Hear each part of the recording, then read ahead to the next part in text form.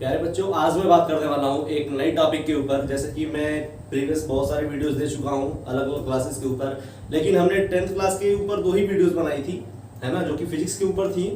और उन दोनों वीडियोस को मैं आशा करता हूँ आप लोग अच्छे से देखे होंगे, और उन दोनों वीडियोस को देखने के बाद ही थर्ड वीडियो पे आप आए होंगे, है ना। पहली वीडियो जो हमारी आई थी, पहला लेक्चर जो आया था वो हमारा था इलेक्ट्रिक चार्ज के ऊपर, है ना, और उसकी प्रॉपर्टीज थी, उसमें बहुत सारे कुछ सीखा हमने, बहुत चीज सीखा हमने उसमें।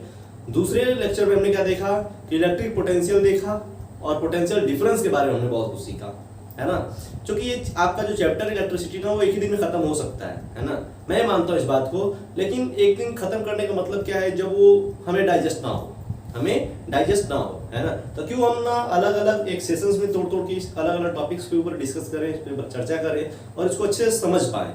ठीक है, तो मैं आज आपको बताने वाला हूँ, आज मैं आपको पढ़ाऊंगा क्या चीज। तो आपको टॉपिक दिख रहा होगा इलेक्ट्रिक करंट के ऊपर। क्या चीज? तो इलेक्ट्रिक करंट ये जो होता है हमारा सीबीएसई का चैप्टर 1 का, सीबीएसई क्लास 10th के साइंस का फिजिक्स पार्ट का फर्स्ट चैप्टर का चौथा या पांचवा टॉपिक बोल सकते हैं आप, है ना। 2 वीडियोस आप पहले देखें, फिर इस थर्ड वीडियोस पे आए, और मैं आपको पढ़ाऊंगा आज इलेक्ट्रिक करंट क्या होता है ना। जैसे आप लोग बहुत सारी चीजें इलेक्ट्रिक करंट से चलते हुए देखेंगे, जैसे कि हमारे सामने अभी क्लास में बल्ब जल रहा है ना, फैन चल रहा है, ठीक है। फिर आपकी बहुत सारी चीजें जो हैं, है ना, ये वीडियो रिकॉर्ड हो रही है, किससे हो रही है? तो इलेक्ट्रिसिटी से हो रही है, बिकॉज इलेक्ट्रिसिटी नहीं होगी तो हमारा कुछ सब जितने भी प्रोसेसेस हैं इलेक्ट्रॉनिक्स की, वो सारी प्रोसेसेस हो जाएंगी, बंद हो जाएंगी, है ना। बात ये नहीं है इलेक्ट्रिसिटी कहाँ से आ रहा है, कैसे आ रहा है, बात हमारी ये है कि इलेक्ट्रिसिटी आना चाहिए। क्या आना चाहिए? इलेक्ट्रिसिटी आना चाहिए। दैट मीन्स इलेक्ट्रिक करंट का फ्लो होना जरूरी है ना। इलेक्ट्रिक करंट का फ्लो होना जरूरी है। इलेक्ट्रिक करंट से क्या समझते हैं हम लोग? जैसे कि पहले पढ़ चुके होंगे इलेक्ट्रिक चार्ज के ऊपर। तो इलेक्ट्रिक करंट का मतलब क्या है कि इलेक्ट्रिक चार्ज क्या है? तो इलेक्ट्रिक चार्ज है, और इलेक्ट्रिक चार्ज अगर फ्लो होता है ना, उसका मतलब ये है, इलेक्ट्रिक चार्ज फ्लो होने का मतलब ये है कि किसी भी कंडक्टर, मान लीजिए कि ये आपका क्या है, कंडक्टर कोई वायर है। ध्यान से समझिए मेरे प्रॉब्लम को, कि हमने एक मार्कर लिया, ये मार्कर कोई कंडक्टिंग मार्कर है ना, ये एक वायर है, और इसमें जब हमने एक बैटरी के द्वारा पोटेंशियल डिफरेंस अप्लाई किया तो इसमें क्या फ्लो हुआ? करंट फ्लो हुआ, है ना। आप बोल सकते हैं करंट फ्लो हुआ। लेकिन क्या कुछ ऐसा चीज था जो कि करंट के फ्लो होने का रिस्पॉन्सिबिलिटी को निभाता है या फिर लेता है? हाँ, तो वो चीज होती है, क्या चीज? Electric charge. क्या होता है? तो इलेक्ट्रिक चार्ज होता है। इलेक्ट्रिक चार्ज का मतलब ये है कि इसके अंदर बहुत सारे इलेक्ट्रॉन्स होंगे। क्या होंगे? अगर एक कंडक्टिंग मटेरियल है तो इसके अंदर बहुत सारे इलेक्ट्रॉन्स होंगे, और जब हम इसके ऊपर पोटेंशियल डिफरेंस को अप्लाई करेंगे, जब एक बैटरी को अप्लाई करेंगे इस कंडक्टिंग बॉडी के ऊपर, कंडक्टिंग वायर के ऊपर, तो क्या होगा? तो इसमें चार्ज फ्लो होगा। दैट मींस इलेक्ट्रॉन्स फ्लो होंगे, और इलेक्ट्रॉन्स फ्लो होने का मतलब ये है कि हमारा करंट फ्लो होगा। ठीक है, तो इलेक्ट्रिक करंट को हम बोल सकते हैं basically it is basic flow of charge, या फिर बोल सकते हैं it is basic flow of charge, या फिर बोल सकते हैं जी बेसिक फ्लो ऑफ इलेक्ट्रॉन। ये क्या होता है? इलेक्ट्रॉन्स होता है। लेकिन क्या इतना ही चीज हमारे लिए सफिशिएंट है इलेक्ट्रिक करंट को डिफाइन करने के लिए? क्या इतना ही चीज की आवश्यकता है इलेक्ट्रिक करंट को बताने के लिए? या मैं अगर बोलूं हाँ, तो आप लोग बोलेंगे ना। क्यों? क्योंकि ये बहुत छोटी डिफिनेशन दिख रही है, और क्लास 10th के बोर्ड लेवल पे ऐसी छोटी छोटी डिफिनेशन से काम नहीं चलेंगे, है ना।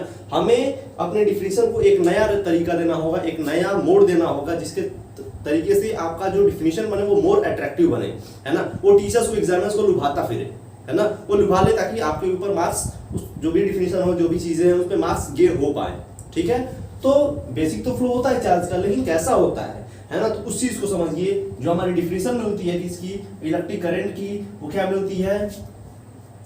आप ऐसे बोल सकते हैं कि द रेट ऑफ, क्योंकि चार्ज फ्लो करेगा, है ना, तो जाहिर सी बात है अगर इलेक्ट्रॉन्स फ्लो कर रहे हैं तो इलेक्ट्रॉन्स को फ्लो करने का, यानी कि मोशन करने का टाइम तो लगेगा। क्या लगेगा?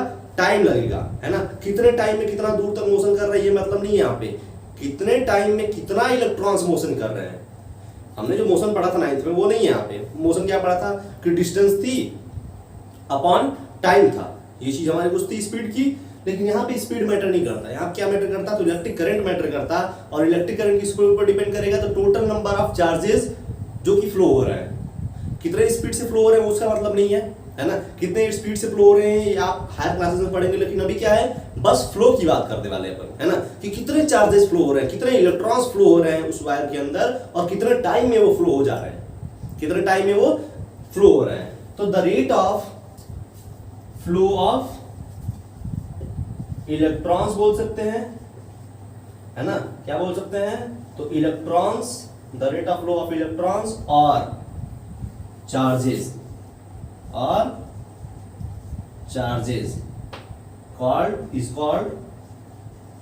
is called इलेक्ट्रिक करंट, है ना। इसका मतलब यह है कि the rate of flow of electrons, है ना, the rate of flow of charge या फिर the rate of flow of electron के फ्लो को हम क्या बोलते हैं, इलेक्ट्रिक करंट बोल सकते हैं। या फिर ऐसे आप बोल सकते हैं, अगला डिफिनीशन देखो, आपको बस तरीका पता हो ना तो डिफिनीशन आप खुद बहुत सारे बना सकते हैं। अब एक और डिफिनीशन बन सकता है कि जैसे था हमारा, ये किसके ऊपर डिफाइन हुआ, है ना, जैसे आपने पढ़ा होगा work, the rate of doing work is called power, है ना, the rate of doing work is called power. Power क्या होता है, W/T होता है ना, उसको कैसे ऐसे पढ़ते हैं हम, तो W/T को पढ़ते हैं कि the rate of doing work. ऐसे ही the rate of flow of electron या फिर charge is called electric current. इसका मतलब सर वहां पे तो हमारा W/T होता था, इसका मतलब क्या कि यहाँ पे Q/T होगा। यस, यहाँ पे क्या होने वाला है, Q/T होने वाला है ना। अभी आगे इसका एक्सप्रेशन डिराइव करते हैं, एक्सप्रेशन समझाते हैं, इसका फॉर्मूला क्या निकल के आता है उसके बाद आप लोग सारी चीजें समझ जाएंगे आप अच्छे से। अगला डिफिनीशन अगर हम बनाए, है ना, तो क्या बनेगा, ध्यान से देखें कि the ratio of total charge flows through a conducting material, किसी कंडक्टिंग मटेरियल से ही पास होगा, कंडक्टिंग, है ना, कंडक्टिंग मटेरियल, किसी कंडक्टिंग मटेरियल से ही पास होगा, इंसुलेटर्स तो पास होगा नहीं। कि दो रेशियो है किसका, तो टोटल चार्ज का flow through conducting material per unit time बोल सकते हैं, या फिर चार्ज से किसका रेशियो है, टाइम का रेशियो है ना। जैसे कि वहां पे वर्क डन से किसका रेशियो था, तो टाइम का था, क्या आया था, पावर आया था, है ना। याद होगा आपको क्या चीज, कि P = W/T, that is power, है ना। वैसे यहाँ क्या आएगा, तो एक्सप्रेशन देख लीजिए इसके लिए, है ना। इसके लिए फॉर्मूला क्या बनता है, तो फॉर्मूले पे एक बार गौर कीजिएगा, है ना। फॉर्मूला थोड़ा हाईलाइट कर देता हूं मैं, फॉर्मूला फॉर इलेक्ट्रिक करंट, है ना। इलेक्ट्रिक करंट के फॉर्मूले क्या क्या बन सकते हैं वो ध्यान दें इस चीज पे, ठीक है।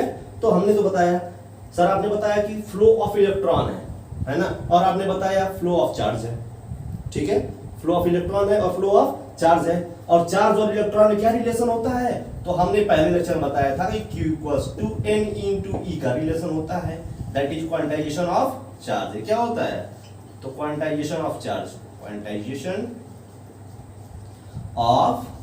होता है।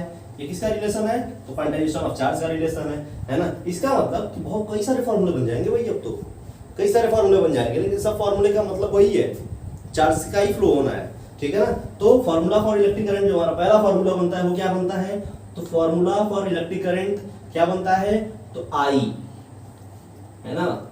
Electric current is represented by I, है ना।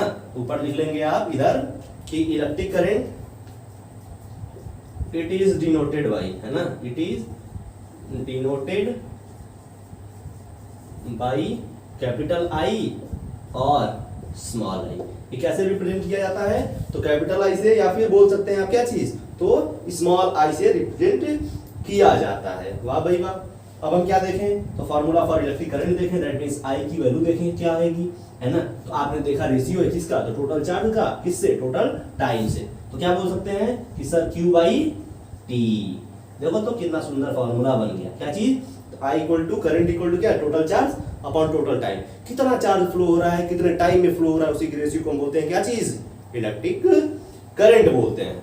सर Q तो आपने नहीं बताया, Q तो क्या बताया आपने, नहीं बताया, यानी Q = N याद रखते हैं, यस बिल्कुल रखते हैं, किसके लिए, in the terms of electron, है ना। तो इसका फॉर्मूला क्या बन जाएगा, तो N/E/, टी बन जाएगा, ठीक है ना। तो क्या बन गया हमारे पास, सबने क्या सीखा, इलेक्ट्रिक करंट क्या होता है, दो डिफिनेशन उन्होंने बना के दिए। आशा करता हूँ आपको अच्छे समझ में आया होगा। अगर अच्छे समझ में नहीं आया है ना, तो आप किसी और मेथड से इसको समझ सकते हैं, ठीक है। मैं मना नहीं करता हूँ कि मेरे चैनल पे ही आओ, मेरा ही वीडियोस देख के कुछ समझो, है ना। जहां से मिलता है वहां से आप समझ लें, है ना, आपके लिए बेनिफिशियल है वो, ठीक है। फॉर्मूला फॉर इलेक्ट्रिक करंट क्या है, तो I equal to Q by T है, that means N into E which is equal to Q from the formula of, from the method of, from the property of quantization of charge which is equal to N E by T. तो हमारे current के दो फॉर्मूले बने, N E by T और Q by T बने, ठीक है। के बारे में इसके, तो इसके यूनिट के बारे में इसको रेज करता हूं मैं और इसके यूनिट के बारे में बात करता हूं। तो अब अगर हम बात करें इसकी यूनिट की, इलेक्ट्रिक करंट की अगर यूनिट की बात करें, तो unit of electric current that means I की यूनिट बतानी है हमने, क्या चीज, तो आई की यूनिट। भाई आई के लिए आपने कुछ फॉर्मूला भी देखा है ना, और वो फॉर्मूला क्या देखा, तो हमने देखा कि स्मॉल आई या फिर कैपिटल आई दोनों क्या है, इक्वल है, हमने बताया अभी। या फिर आप स्मॉल आई लिखो या फिर कैपिटल आई, दोनों प्रकार से रिप्रेजेंट करा जा सकता है इसको, है ना, कोई आपके ऊपर बाउंडेशन नहीं है। क्या लिखें, I equal to Q by T होता है, और यही कुछ इक्वल होता है एन ई बाई टी के, है ना। अगर किसी भी कंडक्टर के अंदर मान लीजिए कोई वायर है, क्या चीज, अगर कोई वायर इसके अंदर से एन इलेक्ट्रॉन्स हैं, कितने इलेक्ट्रॉन, एन, बहुत सारे इलेक्ट्रॉन्स होते हैं ना। किसी वायर के अंदर कोई कंडक्टिंग वायर है तो इसके अंदर बहुत सारे इलेक्ट्रॉन्स होंगे, और इस पे पोटेंशियल डिफरेंस जब अप्लाई करेंगे तो इसको क्या मिलेगी, फ्लो मिल जाएगा, इसको एक प्रकार का मोशन मिल जाएगा, है ना। तो अब मोशन मिल जाता है, क्या हो जाता है, चार्ज फ्लो करने लगते हैं, क्या चीज, तो फ्लो करने लगते हैं। तो मान लो फ्लो कर गया, है ना, क्या कर गया, तो ये फ्लो कर गया, ठीक है। तो जब फ्लो कर जाता है तो चार्ज कितना फ्लो किया, तो Q equal to N E flow किया, टाइम कितना लगा, तो मान लीजिए टी लगा, तो करंट को निकाल सकते हैं किससे, तो एन ई बाई टी से निकाल सकते हैं, है ना। अब एक बात और, यूनिट के बारे में बात करते हैं इसके। तो यूनिट क्या निकलती है, तो यूनिट आपको पता है कैसे निकालते हैं, तो चार्ज का यूनिट क्या हो जाएगा, तो आप बताओ, तो कूलम, क्या चीज, तो कूलम। मैं बताया था सबसे पहले कि चार्ज की यूनिट क्या होती है, कूलम होती है ना। तो कूलम अपॉन क्या हो जाएगा, तो अपॉन क्या है, टाइम है, तो कूलम पर सेकेंड, टाइम का क्या होता है, तो सेकेंड होता है, तो हम बोल सकते हैं कूलम पर सेकेंड। और इसी को एम्पियर जी ने बताया क्या है, कि ये मेरे नाम से रहेंगे, क्या चीज, तो एम्पियर, है ना, क्या ये एम्पियर। तो करंट की यूनिट जो होती है क्या होती है, कूलम पर सेकेंड बोल सकते हैं, या फिर आप क्या बोल सकते हैं, आप इसको एम्पियर बोल सकते हैं, ठीक है। आप क्या बोल सकते हैं, तो एम्पियर बोल सकते हैं, ठीक है ना। अगर हम बात करें कि सर ये स्केलर है कि वेक्टर है ना, इसके नेचर पे बात अगर हो तो मैं बताना चाहूंगा, अगर आप अपने लेवल पे देखें तो आपका लेवल कुछ और है अभी 10th स्टैंडर्ड का, और अगर आप हायर क्लासेस के जाके देखें तो उसका लेवल कुछ अलग मिलेगा आपको। जैसे IIT जेईई टाइप के, नीट टाइप के, एडवांस टाइप के क्वेश्चन देखें तो उसमें इसका लेवल जो भी क्वेश्चंस मिलेंगे, जो भी एस्पेक्ट मिलेगा, वो अलग चीज देखने को मिल जाएगी आपको, है ना। अभी जो पढ़ना है वो आपके लिए क्या है ना, एक छोटा सा बच्चा होता है, पहले उसको थोड़ा थोड़ा दाना खिलाया जाता है, ठीक है। वही चीज है जो कि आप यहाँ पे कर रहे हो, है ना। छोटी छोटी कॉन्सेप्ट को आप यहाँ पे क्या कर रहे हैं, एनालाइज कर रहे हैं, है ना, छोटी छोटी चीजें सीख रहे हैं। लेकिन जब वास्ट इसकी थ्योरी चलेगी, बहुत बड़ी थ्योरी चलती है, ये बुक्स पढ़ी जाती हैं इलेक्ट्रोस्टैटिक के नाम से, है ना, इलेक्ट्रोस्टैटिक इलेक्ट्रोडायनेमिक्स के नाम से बुक पढ़ी जाती हैं, तो उनके अंदर बहुत सारी चर्चा है, बहुत सारी चर्चा। तो अभी आपको मैं बताना चाहूंगा, ज्यादा नहीं बोल के, कि ये स्केलर है कि वेक्टर है। तो अभी आपके लेवल पे क्या है ये, तो आपके लेवल पे current is a scalar quantity, इसका आपने यूनिट देख लिया, इलेक्ट्रिक करंट लिख लीजिए इसको, है ना। आशा करता हूं आप नोट डाउन कर रहे होंगे। Electric current is a scalar quantity, scalar quantity ये क्या है प्रकार की, तो ये स्केलर क्वांटिटी होती है। अगर अलग लेवल पे देखें, है ना, अगर आप क्या देखें, तो हायर स्टैंडर्ड्स पे देखें, क्या चीज, तो हायर अगर स्टैंडर्ड्स पे देखें तो ये क्या होता है, तो ये होता है टेंसर, टेंसर TENSOR, है ना। तो दोनों बातें अलग अलग है ना। ये क्यों होता है, कैसे होता है, ये सारी चीजें आपको नहीं समझनी है। आपके लेवल पे क्या है, तो electric current is scalar quantity, है ना। स्केलर का मतलब इसको आसानी से आप जोड़ सकते हैं, 2 + 3 एम्पीयर, 3 + 2 एम्पीयर क्या हो जाएगा, टोटल 5 एम्पीयर। इधर से वायर करंट का है 3 एम्पीयर का, इधर से है 2 एम्पीयर का, और सिंगल वायर अगर फ्लो हो इधर तो कितना हो जाएगा इसमें टोटल करंट, जो भी आ रहा है इधर से आ जाएगा, है ना। चलिए ऑफ इलेक्ट्रिक करंट एम्पियर के बारे में और इसकी नेचर कैसा होता है स्केलर और वेक्टर के बारे में। अब हम पढ़ने वाले हैं कि सर बुक्स में या फिर कॉम्पिटिटिव एग्जाम्स में या फिर जो भी कुछ है उसमें 1 एम्पियर दिया होता है ना, तो उस 1 एम्पियर का मतलब क्या होता है वो आप बता दो, ठीक है। तो मैं बताने वाला हूं कि how you can define 1 ampere, या फिर बोल सकता है कि डिफाइन 1 एम्पियर। तो 1 एम्पियर को कैसे डिफाइन करेंगे वो आप ध्यान दीजिए। तो देखिए इसको मिटा दूं मैं, इसको रेज करता हूं मैं और आगे बताता हूं कि how you can define 1 ampere. देखो कॉन्सेप्ट समझो इसमें, है ना, क्या समझो, तो कॉन्सेप्ट समझो, ठीक है ना। ज्यादा रट्टू ज्ञान ज्यादा दिन तक टिकता नहीं है, ठीक है ना, रटने वाला चीज मत समझिए, है ना। मैं यहाँ पे रटा होता तो यहाँ पे पढ़ा भी नहीं पाता, है ना, बुक्स लेके खड़ी हो जाता मैं। तो अब ध्यान देते हैं हम क्या चीज, तो हम बात करने वाले किसके ऊपर, तो डिफाइन, सर आप डिफाइन कीजिए क्या चीज, तो डिफाइन 1 एम्पियर। जैसे एम्पियर तो देख लिया हमने, है ना। अब 1 एम्पियर को कैसे डिफाइन करेंगे तो ध्यान दीजिए, फॉर्मूला हमारे पास I = Q / T। फॉर्मूला क्या है, I = Q / T। अब खुद सोच के देखो कि I की वैल्यू 1 कब होगी, है ना, in what condition the value of I will be 1। किस कंडीशन में जो I की वैल्यू है क्या होगी, 1 होगी। आप बता सकते हो कि सर जब ये और ये, यानी कि जब Q और T दोनों क्या हो, सेम हो, दोनों क्या हो, सेम हो, तो टोटल से टोटल वैल्यू कैंसिल होगी और टोटल वैल्यू हमारी रिजल्टेंट 1 आ जाएगी, है ना, बिल्कुल सही। क्या हो, दोनों सेम हो, ठीक है। तो 1 एम्पियर कैसे डिफाइन करेंगे, जब दोनों वैल्यू सेम हो, ऊपर 1 तो नीचे भी 1, ऊपर 2 नीचे भी 2, ऊपर 1000 नीचे भी 1000, 10 लाख तो नीचे भी 10 लाख, कैंसिल होके 1। टोटल एस्पेक्ट हमारा क्या है, 1 एम्पियर का ही है ना। तो how you can define 1 ampere, पहले कॉन्सेप्ट समझ गए आप लोग कि 1 एम्पियर की वैल्यू कैसे आ सकती है जब Q = T होता। लेकिन इसको डिफाइन कैसे करेंगे, तो डिफाइन सबसे छोटी चीज से होती है, किससे, तो सबसे छोटे चीज से होती है।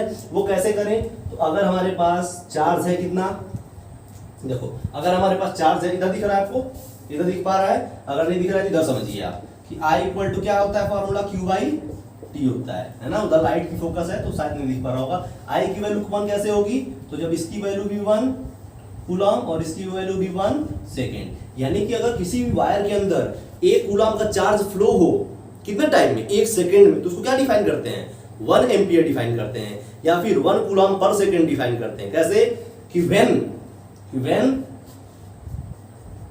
लिख सकते हैं आप इसको डिफिनेशन को कि when 1 coulomb of charge, when 1 coulomb of charge flowing through THROW, flowing through, W throw हो जाएगा वो तो यार, THROU, flowing through a conducting wire,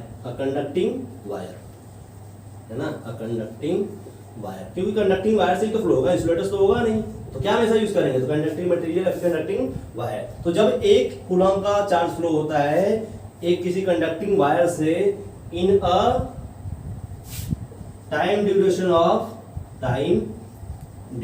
of कितना टाइम ड्यूरेशन लगता है, in a time duration of 1 second. 1 second में अगर कितना चार्ज फ्लो हो, तो 1 कूलम चार्ज फ्लो हो 1 सेकेंड में कितना चार्ज, तो 1 कूलम चार्ज फ्लो हो तो क्या डिफाइन करेगा, इज कॉल्ड 1 एम्पियर।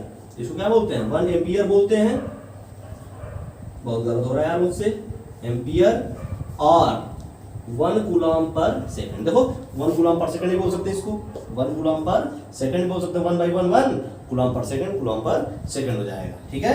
या फिर इसी को बोल सकते हैं 1 एम्पियर। तो 1 एम्पियर में और 1 कूलम पर सेकंड में कोई प्रकार का डिफरेंस नहीं है। कूलम पर सेकंड को क्या बोलते हैं हम, 1 एम्पियर बोलते हैं। इसका मतलब यहाँ पे भी 1, यहाँ पे भी 1, तो 1 ampere equals to 1 coulomb per second बोल सकते हैं, ठीक है।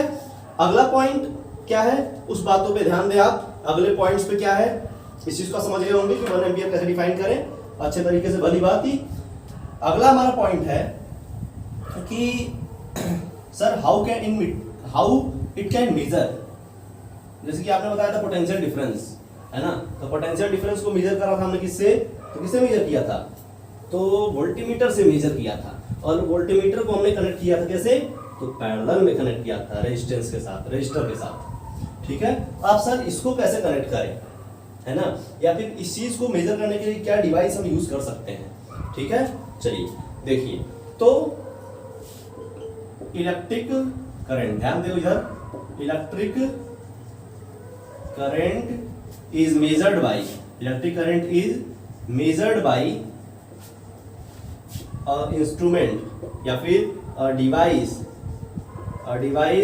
इज कॉल्ड, उसको क्या बोलते हैं, उस डिवाइस को क्या बोलते हैं, इज कॉल्ड एमीटर। क्या चीज, एमीटर, है ना, उसको क्या बोलते हैं, एमीटर। और एमीटर का सिंबल क्या होता है, तो गोल, और बीच में क्या बना होगा, तो ए बना होगा। क्या होता है, ये किसका सिंबल है, तो ये एमीटर का सिंबल होता है। अब देखिए एमीटर तो हमने पढ़ लिया, इसका मतलब क्या है, किसमें मेजर करेगा, तो एम्पियर में मेजर करेगा, किसमें, तो एम्पियर में, है ना। ऐसी बहुत सारी चीजें, जैसे कि आपने पढ़ा होगा मीटर, फिर पढ़ा होगा सेंटीमीटर, मिलीमीटर, किलोमीटर, है ना, बहुत सारी डिजिट्स आप पढ़ चुके हैं, बहुत सारे कन्वर्जन्स पढ़ चुके हैं। ऐसे इसमें भी कन्वर्जन्स होते हैं, क्या चीज, तो कन्वर्जन्स होते हैं। कन्वर्जन देख लें आप इधर एक बार, तो 1 एम्पियर में, है ना, ये बहुत इंपॉर्टेंट है ना, देख लीजिए आप इसको एक बार इधर लगा के देख लें आप कि 1 एम्पियर में अगर मिली एम्पियर में चेंज करें तो 10⁻³ मिली एम्पियर। ठीक है, अगर 1 एम्पियर को ही हम चेंज करें, किसमें चेंज करें, माइक्रो एम्पियर में, है ना, तो 10⁻⁶ माइक्रो एम्पियर, है ना। अगर इसी चेंज करें किसमें, नैनो एम्पियर में, किसमें, तो नैनो एम्पियर में, तो 1 एम्पियर इक्वल टू क्या होगा, 10⁻⁹ नैनो एम्पियर, है ना। तो एक तो हो गया एम्पियर को मेजर करने का, और एक अगर बहुत स्मॉलर करंट हो, है ना, ये तो एम्पियर का हो गया कि जब कूलम्स में करंट फ्लो हो तब, लेकिन जब 2 3 इलेक्ट्रॉन 4 इलेक्ट्रॉन 5 इलेक्ट्रॉन ऐसे फ्लो हो, है ना, तब क्या कंडीशन आएगी, कैसे करंट को मेजर करेंगे, तो वो एक अलग डिवाइस होती है जिसको बोलते हैं क्या चीज, उसको बोलते हैं मिली एमीटर। क्या चीज, तो मिली एमीटर। ये छोटे करंट को मेजर करती है, क्या चीज, तो मिली एमीटर। इसका सिंबल क्या होता है, तो मिली, छोटा वाला एम, और क्या बड़ा ए, तो मिली और एमीटर। जैसे हमने लिखा है यहाँ पे स्मॉल एम कैपिटल ए, तो मिली एमीटर, ऐसे ये भी होता है। तो करंट को कैसे मेजर करते हैं, डिवाइस से, जिसको हम बोलते हैं एमीटर, या फिर हम बोल सकते हैं, क्या बोल सकते हैं बच्चों, तो मिली एमीटर बोल सकते हैं, है ना। तो ये सारी बातें रही किस पे, तो इलेक्ट्रिक करंट पे। तो इलेक्ट्रिक करंट हमने बताया, फार्मूला उसका डिराइव किया, और फार्मूला डिराइव करने के बाद हमने क्या पता लगाया कि उसके फार्मूले में कैसी कैसी इसकी यूनिट होंगी, क्या स्केलर है कि वेक्टर है। फिर हमने बताया कैसे एक 1 एम्पियर को डिफाइन करेंगे, कैसे इसको मेजर करते हैं। अब हम पढ़ने जा रहे हैं कि हाउ इट इज कनेक्टेड, है ना, how it is connected across the circuit, कैसे सर्किट के साथ कनेक्ट होता है ना। तो सर्किट के साथ ये कैसे कनेक्ट होता है, ध्यान दे, बोलो, सर्किट के साथ कैसे कनेक्ट करें, तो उसको हमने कैसे किया था, पैरेलल में। अगर कोई रेजिस्टेंस है तो वो तो किसमें था, ये वोल्टमीटर किसमें था, इसके साथ पैरेलल में था, है ना। लेकिन अब क्या होगा, है ना, ये वोल्टमीटर केस है ना, ये आपको मैं बताया, हमने लिखा नहीं है, करंट के लिए नहीं है। ठीक है, तो अब हम अगर क्या करना हो, करंट को मेजर करना हो, तो करंट क्या होता है, सीरीज में सेम होता है। इसीलिए क्या करते हैं हम कि कैसे में सीरीज में होता है, कैसे ये कनेक्टेड होता है। क्वेश्चन है आपका, how it is connected across the circuit. हाँ, हाउ इट इज का मतलब क्या है कि एमीटर, एमीटर कैसे कनेक्ट होता है सर्किट के अंदर, ठीक है ना। तो कैसे कनेक्ट होता है, तो एमीटर है, कैसे कनेक्ट हुआ, तो सीरीज में कनेक्ट हुआ। कैसे, तो सीरीज, तो लिखेंगे it is connected in series across the circuit. ये किसी भी सर्किट के साथ सीरीज में कॉम्बिनेशन बनाता है, सीरीज में क्या होता है, कनेक्ट होता है ना। यहाँ पे लिख लें आप, it is connected in series across the circuit. Circuit के साथ कैसे कनेक्शन होता है इसका, तो सीरीज में कनेक्शन होता है ना। अब सीरीज में क्यों होता है, पैरेलल में क्यों होता है, तो पैरेलल में जो होता है पोटेंशियल सेम होता है, इसीलिए पोटेंशियल सेम होने का मतलब क्या है कि उसको किसमें कनेक्ट करते हैं, तो पैरेलल में कनेक्ट करते हैं वोल्टमीटर को, ठीक है ना। पोटेंशियल डिफरेंस सेम होता है। अगर हम बात करें कि करंट पे, इलेक्ट्रिक करंट पे, तो इलेक्ट्रिक करंट कैसे होता है, तो बोल सकते हैं आप सीरीज में होता है, क्योंकि सीरीज में करंट जो होती है उसकी वैल्यू सेम होती है। ठीक है, तो आज की जो टोटल चर्चा रही वो किस पे रही, तो इलेक्ट्रिक करंट के ऊपर रही, है ना। अब हम बात करते हैं सर इलेक्ट्रिक सर्किट तो नाम ले लिया आपने, बट ये सर्किट होता क्या है। सर्किट तो नाम ले लिया आपने, बट व्हाट इज सर्किट, है ना, what is electric circuit, what is application of this, है ना, इसका यूज क्या है हमारे लाइफ में। ठीक है, फिर एक और लॉ है जिसको बोलते हैं हम ओम्स लॉ, इसको हम लोग थोड़ा सा आगे अलग टॉपिक में डिस्कस करेंगे, है ना। अगला लेक्चर होगा जो हमारा 4th लेक्चर होगा, ये भी 3rd लेक्चर के अराउंड ये सारी चीजें देखा आपने, है ना। एक बात और, इसमें सारे क्वेश्चंस कीजिए, अगर क्वेश्चन नहीं हो रहे हो, है ना, तो मुझे आप कमेंट बॉक्स में एक बार कमेंट्स कर सकते हैं कि सर आप एक क्वेश्चन पे एक और एडिशनल वीडियो बना दीजिए, है ना, तो मैं इस पे एडिशनल वीडियो एक बना के आपको प्रोवाइड करा सकता हूँ, उसमें अच्छे खासे क्वेश्चन होंगे। ठीक है, थैंक यू।